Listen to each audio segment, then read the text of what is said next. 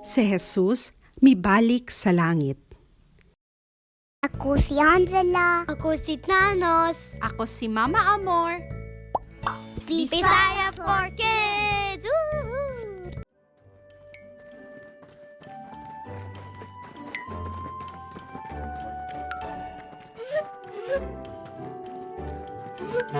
Ang panahon karon miabot alang kang Jesus nga mobalik ngadto sa langit. Iyang gidala ang iyang mga disipulo ngadto sa tumoy sa usa ka bukid duol sa Jerusalem.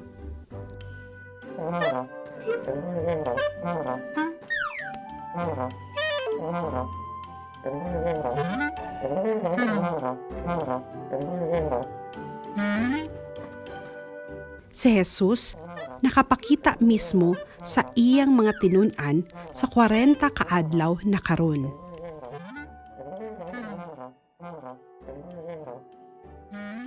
Busa sila nakapiho nga siya nabuhi na.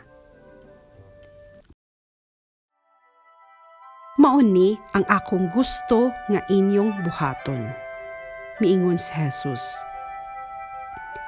Paghulat sa Jerusalem, hangtod nga madawat ninyo ang gisaad nga balaang espiritu.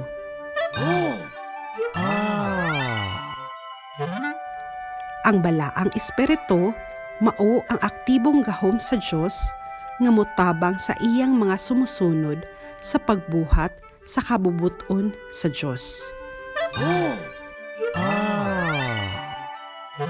Unya, isulti ang tanan bahin kanako.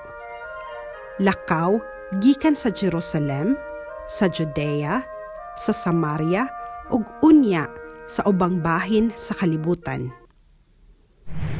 Paghimo og daghang mga tinun-an, baptismohi sila sa ngalan sa Amahan, sa Anak ug sa Espiritu Santo. Itudlo kanila ang tanan nga imong nakatunan gikan kanako. Ako magauban kanimo kanunay.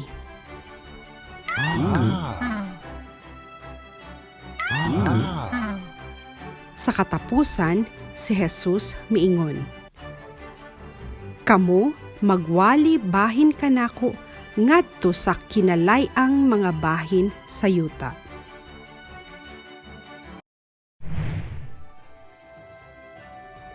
Sa dihang nakasulti na siya niini, mikayab si Jesus sa langit.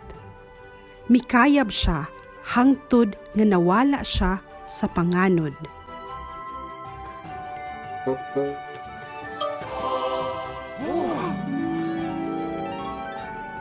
Ang iyang mga disipulo nagbantay. Nagtindog sila didto, nagtutok sa langit.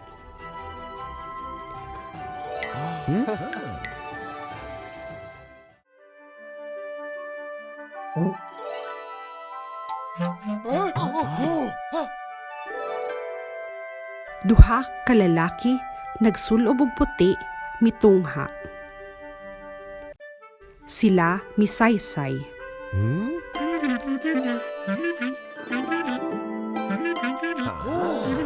Si Jesus miadto sa langit.